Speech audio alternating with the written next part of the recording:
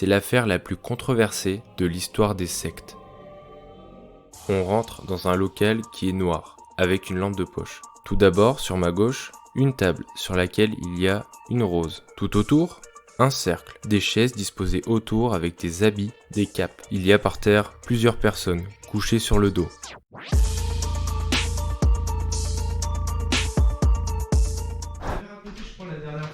Tu sais, l'affaire là qu'il y a eu, bon bref, c'est pas très important. C'est pas drôle, fils de chien. Salut les gars, j'espère que vous allez bien. Bon les gars, on traite une affaire super importante aujourd'hui, la secte de l'ordre du Temple solaire. Moi je connaissais pas du tout au départ, je sais pas si tu connais, dis-moi dans les commentaires si tu connais ou pas. En tout cas c'est vraiment du lourd, du très lourd. Mais avant mon ami, mets un petit like, laisse ton petit commentaire si possible. Je trouve ça hyper intéressant de s'intéresser au mode de vie de cette secte, qu'est-ce qu'ils ont fait, comment se déroule la vie là-bas, mais aussi l'envers du décor et des conséquences dramatiques qu'on va voir ensemble. C'est vraiment affligeant quoi.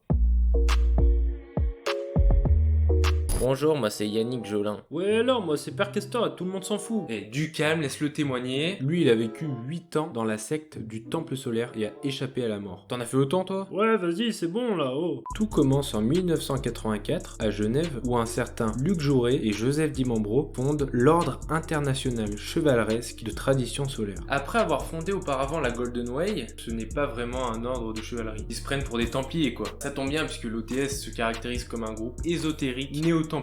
Jolin a 25 ans. Il a une vie normale et il veut trouver un sens à sa vie. Il va donc entrer dans l'OTS. Il y a mieux comme sens de la vie quand même. Allez, on va mettre ça sur l'erreur de jeunesse, voilà. Faut savoir que quand ils intégraient l'OTS, les membres devaient tout abandonner. Leur fortune, leur vie privée, leurs amis qui n'avaient plus du tout les mêmes modes de vie, centres d'intérêt. On pratiquait des rituels pour être en lien avec des forces supérieures, avec les maîtres cosmiques. Les maîtres cosmiques étaient vus comme des êtres supérieurs avec qui il était indispensable de créer un lien pour les rejoindre plus tard. Il parle de transit, ce serait un voyage de l'âme vers une autre planète. Lors de cérémonies rituelles, les adeptes racontaient même avoir vu l'apparition des maîtres, du Saint Graal, de l'épée Excalibur, des 12 apôtres, et même du Christ. Il y avait aussi les mariages cosmiques. Les gourous se permettaient de défaire des couples pour en remettre avec d'autres, pour améliorer les dimensions de couple. Bref, c'était devenu de la télé-réalité quoi. Ou encore, certains des membres mettaient un sac plastique sous leurs fesses pour ne pas être pollués par les énergies des autres qui étaient assis avant eux. Ou encore, il y avait une seule personne à la cuisine et les autres ne devaient pas polluer l'endroit car la nourriture était sacrée. Et on va voir que les relations vont se fragiliser entre les gourous et les adeptes. Les deux gourous fous, c'est Luc Jouret et Joseph Dimambro. Ils se rencontrent en 1984 et fondent l'OTS. Alors on peut dire qu'ils sont radicalement opposés les deux. Joe Dimambro est décrit comme laid, pas du tout séduisant, petit et effrayant. Il pratiquait le spiritisme, l'occultisme et avait déjà une réputation de charlatan, d'escroc et de manipulateur. Luc Jouret, lui, il était décrit plutôt comme un homme séduisant, charismatique, charmeur et intelligent. Il était médecin homéopathe et avait les diplômes que n'avait pas Dimambro. Dimambro deviendra le véritable chef de l'OTS, il va gérer les finances de la secte. Bon, il n'avait pas trop le choix parce qu'il était un peu laid, donc il pouvait pas faire comme Luc Jouret qui lui deviendra le recruteur de l'OTS. Il va essayer de manipuler l'esprit de personnes faibles, surtout des personnes aisées si possible, parce qu'ils avaient besoin de tunas. Il s'en prenait à des gens plutôt riches, à des femmes surtout. Il va donc tenir des conférences, les gens vont boire ses paroles. C'est une personne dangereuse parce qu'elle est remarquablement intelligente et elle a un pouvoir psychique sur les gens. Elle a un charisme remarquable et nous avons rencontré une fois une personne qui, même prévenue, nous a dit « Vous me l'aviez dit, mais je n'ai jamais cru que j'aurais succombé au psychisme et au rayonnement de cet individu. » Et au fur et à mesure du temps, l'OTS créera un véritable empire de 500 membres à travers le monde entier, particulièrement en France, en Suisse et au Canada. Ils avaient eu quelques affaires pas très légales avec une entreprise au Canada et ils vont être condamnés pour complot et trafic d'armes. En fait, ils géraient leurs petites affaires avec des adeptes qui étaient déjà dans cette entreprise. Après cette affaire, tu te doutes bien qu'ils vont plus du tout retourner au Canada et ils vont partir en Australie puis en Suisse. En Suisse, pas en Suisse, putain! Luc Jouret commençait, on pourrait dire, à dériver. Il devenait de plus en plus directif, autoritaire, commençant à s'ingérer dans la vie privée de certaines personnes, certains membres, pour essayer de former ou modifier l'existence de deux couples. Les deux gourous seraient devenus parano et pensaient être écoutés par la police. Hein? Une bande de fous qui se réunissent et qui s'échangent entre eux? Qu'est-ce qu'on en a à faire, sérieux? Et il y avait pas que ça. Ah bah non, ils se reprochaient quelque chose. Comme par exemple un petit détournement d'argent pour créer des soi-disant entreprises, mais qui étaient fictives. Et les gourous nageaient dans le luxe. Ils avaient des villas, ils avaient des belles voitures, tandis que les adeptes vivaient comme des gens normaux. Et ça en a fait rager plus d'un. C'est pour ça qu'énormément d'adeptes vont aussi quitter la secte, puisqu'ils vont voir l'écart de salaire, l'écart des richesses qui n'ont pas été du tout distribuées de manière équitable. Ensuite, comme Jolin, il y aura plusieurs adeptes qui vont trouver des choses bizarres, des incohérences, même des supercheries et des mensonges des gourous de l'OTS. Il réalisait des effets spéciaux en faisant apparaître le Saint Graal sur un effet 3D dans un mur d'une maison. Il y avait aussi l'apparition d'éclairs de feu qui se posaient sur le ventre d'une femme enceinte, soi-disant grâce aux forces cosmiques. Cette femme serait Dominique Bellaton. Dominique Bellaton, c'est tout simplement la maîtresse de Jody Mambro. Ils ont eu une relation sexuelle bien avant. Madame Bellaton est tombée enceinte. Sauf que ils ont joué du pipeau. Ils vont mentir à tout le monde. Ils vont dire comme quoi Madame Bellaton a eu une conception théogamique. C'est une conception sans rapport sexuel. Et donc son bébé serait en véritable lien avec les maîtres cosmiques. Le bébé sera un être supérieur et le bébé sera nommé enfant cosmique. L'enfant va connaître une triste vie puisqu'il sera séparé de tous les adeptes. Donc il sera totalement isolé du monde extérieur, même du monde intérieur, même dans leur monde. Il va porter un casque autour de lui pour pas que son environnement soit pollué. Et cet enfant, on va le retrouver dans les massacres. Certains détails peuvent choquer si tu joues encore au toupie bablade en criant Hyper vitesse. avec une voix extrêmement aiguë. Quitte cette vidéo. Sinon les autres, bah restez, voilà, j'ai rien d'autre à dire. Le premier drame surgit au Canada où un camionneur aperçoit un immense brasier provenant de 3 maisons. On y retrouve 2 corps carbonisés d'un homme et d'une femme qui se seraient quick, puis le lendemain, il retrouve 3 corps sans vie qui seraient celui de Tony Dutoit, sa femme et leur bébé. D'après les enquêtes, cette famille a bel et bien été assassinée, et sauvagement puisqu'ils ont été battus, ils avaient des marques sur leur corps et des coups de couteau visibles. Pourquoi ils ont été tués? Tony Dutoit n'est pas n'importe qui, c'est celui qui réalisait les effets spéciaux de la secte, un membre important. Sa femme, quant à elle, était la couturière qui fabriquait les capes de la secte. Ce couple s'était mis à l'écart de l'OTS et de ses supercheries. Mais il n'y avait pas que ça. Comment s'appelle l'enfant? L'enfant s'appelait également Emmanuel, comme l'enfant cosmique. On suppose donc que Dimambro a envoyé un tueur pour exterminer cette famille. Ce serait intolérable et impardonnable pour lui. Ce tueur, c'est l'homme de main de la secte, Joël Heger. Il aura avec lui 3 autres complices et des dispositifs de mise à feu commandés à distance par téléphone ont été retrouvés. Joël va donc prendre un avion le soir même,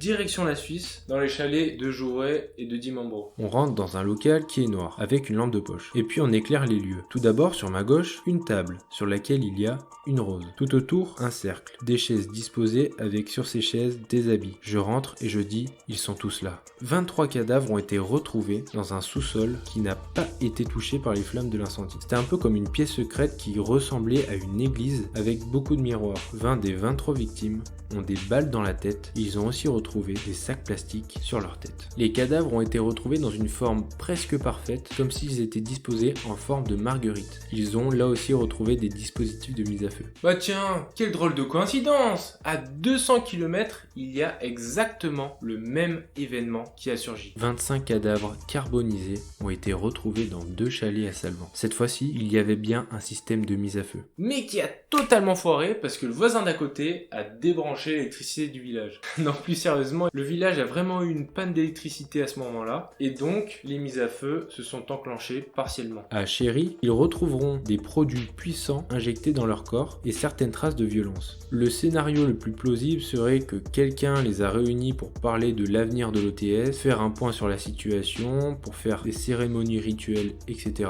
et que des assassins leur ont injecté dans la soirée des produits pour les shooter, pour finalement les tuer. La position des corps est beaucoup trop symétrique, donc il y avait forcément quelqu'un à l'extérieur qui les ont déplacés. Les assassins vont rejoindre les chalets de Luc Jouret et Dimambro. Et Luc Jouret aurait injecté aux adeptes à Salvan des produits du même type que Chéry, parce qu'on va retrouver un mode d'emploi. Ensuite, Joël Heger actionne par téléphone les mises à feu, puis Heger et Jouret seraient injectés par la suite le produit avant de se sucer par balle. On sait plus tard que des documents approuvent qu'il y a eu véritablement un suicide collectif à Salvan. Mais par contre, on suppose que les personnes de Chéri ne pensaient pas du tout à un transit de quid collectif, mais plutôt à une sorte de transit spirituel. Eux, ils étaient pas du tout au courant apparemment. Le juge Piller, qui se chargeait de l'enquête, a tout de suite pensé à des suicides collectifs et a donc très rapidement détruit l'église de Chéri alors qu'il pouvait rester des indices. Ça serait, selon lui, pour ne pas que les curieux ne jettent de coups d'œil parce qu'ils avaient déjà tout récupéré. Et on apprend par la suite que Joseph Dimambro et que Luc Jouret ont été retrouvés morts à Salvan. On apprend que Joseph Dimambro avait des problèmes cardiaques et qu'il savait qu'il lui restait plus beaucoup de temps à vivre. Et il y avait aussi Luc Jouret qui pensait que l'apocalypse allait arriver très rapidement. Mais du coup, est-ce qu'ils ont tout manigancé? On sait maintenant qu'après plusieurs recherches et enquêtes effectuées, qu'il y a eu une véritable planification de Luc Jouret et de Dimambro sur certains événements qu'il y a eu. Mais du coup, l'OTS, elle n'existe plus. L'OTS existe encore. Et les massacres vont continuer. Faut vous dire que pour eux, la mort n'est qu'un passage, un passage dans une autre planète. Et c'est pour ça que de nombreux adeptes vont être énormément déçus de ne pas avoir été prévenus par les dirigeants. Ils voulaient être avec eux, ils voulaient le faire avec eux, c'est ça qui est totalement fou quand même. C'est le cas de Christiane Monet qui fait croire à un groupe d'adeptes que Dimambro et Jouret les attendent dans un monde meilleur. Et à la veille de Noël, le 23 décembre 1995, 16 personnes ont été retrouvées mortes, 13 adultes dont 3 enfants de 6, 4 et 2 ans. Les corps sont immolés par le feu dans une clairière en forme d'étoile. L'arme a été retrouvée et d'après l'enquête, 14 personnes auraient été tuées par 2 individus parce qu'ils ont retrouvé des balles dans le corps des cadavres. Il y avait également des sacs plastiques sur leur tête et des traces de blessures physiques ont également été retrouvées. Ils indiquent aussi, d'après les enquêtes, que les mères sur place avaient des marques physiques, donc elles auraient pu se débattre pour sauver leurs enfants. On peut remarquer que 2 corps ne sont pas placés comme tout le monde. Ces 2 corps appartiennent à André Friedli et le policier Jean-Pierre Lardancher. Concernant le mode opératoire, on penserait que les 2 hommes drogueraient les 14 autres adeptes, leur placent des sacs plastiques sur la tête et les tuent. Ensuite, avec du bois et de l'essence, les 2 hommes mettent le feu et se suicident en se tirant une balle dans la bouche et se jettent dans les flammes. L'enquête est conclue et il parle d'assassinat collectif à huis clos. Et pour certains, ça va vraiment être une réponse assez amère puisqu'ils pensaient qu'il y aurait potentiellement un agent extérieur, donc un complice, qui aurait organisé tout ça par derrière. S'il te plaît, par derrière, voilà, on a bien rigolé. Le dernier massacre se déroulera un peu plus tard. Ce serait le dernier voyage pour Sirius, L'étoile Sirius, pas Sirius Black dans Harry Potter. où 5 corps sont retrouvés morts. Les méthodes utilisées sont moins élaborées que les premiers massacres et les enquêtes parviennent à conclure que c'était bien un suicide collectif. Les enquêteurs vont réussir à faire témoigner 3 enfants qui n'ont pas voulu suivre leurs parents à ce moment-là parce qu'ils voulaient négocier leur droit de vivre. Le principal problème dans cette affaire, c'est que finalement, ils sont tous morts. Il n'y a aucune personne à qui soutirer des informations. Ah bah si, il y a peut-être une personne finalement. Michel Tabachnik, c'est le seul qui soit encore en vie. C'est lui qui aurait écrit les fondements de l'OTS en s'inspirant d'autres ésotéristes. Il est considéré comme le 3e fondateur de l'OTS. Il aurait rencontré Dimambro en 1977, avant même la création de l'OTS, et fondera avec lui en 1978 la fondation Golden Way à Genève. Cette fondation sera la racine de l'OTS, et il va en devenir le président en 1981, donc on peut dire qu'il était quand même très proche de Dimambro. Son rôle était donc de laver le cerveau aux adeptes en inventant des écrits et des principes de vie qu'ils devaient respecter. Il aurait donc une part de responsabilité dans les massacres et on retrouve énormément de papiers où il y a son nom marqué et même très récemment avant les assassinats et les suicides collectifs. Il va donc être plusieurs fois jugé au tribunal français, mais par manque de preuves et parce qu'il nie tous les faits, il sera blanchi en 2006. Par la suite, on ne retrouvera plus aucun suspect et on peut se poser donc la dernière question.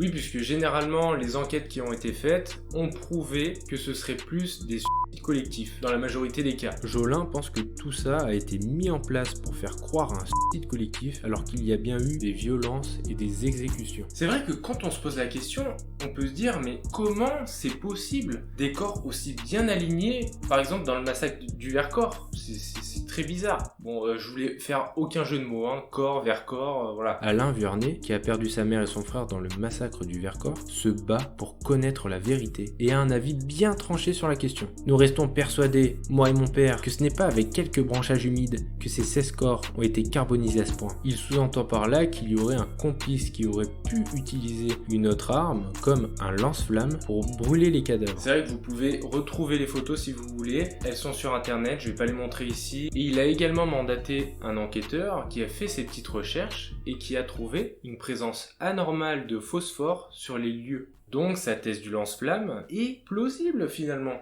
Il y a énormément de controverses concernant la qualité et le professionnalisme qu'ont fait la police et les enquêteurs au moment des événements. Principalement le juge Piller qui a directement détruit l'église après l'affaire. Mais plusieurs mois après ces événements, il va y avoir des audios qui vont être retrouvés. 2 anciens adeptes de l'OTS ont été enregistrés à leur insu par Dimambro lors d'une conversation téléphonique. Ces 2 personnes, dont une femme et un homme, auraient péri lors des événements. Ce qui laisse penser à des assassinats, car Dimambro voulait peut-être se venger en les tuant et en faisant passer ça comme un suicide collectif. Bon alors, t'en as pensé quoi? Assassinat ou quick collectif? Franchement, cette affaire, elle est incroyable. Je t'avouerai, j'ai eu quelques frissons quand même quand j'ai étudié l'enquête. Je connaissais pas du tout l'histoire, ni même la secte en elle-même. Tu peux aussi me laisser tes sujets si t'as envie que j'aborde un sujet ou un autre. Il y a aucun souci, voilà. On est ensemble, les gars, bordel de merde. Allez, je me détends. Bah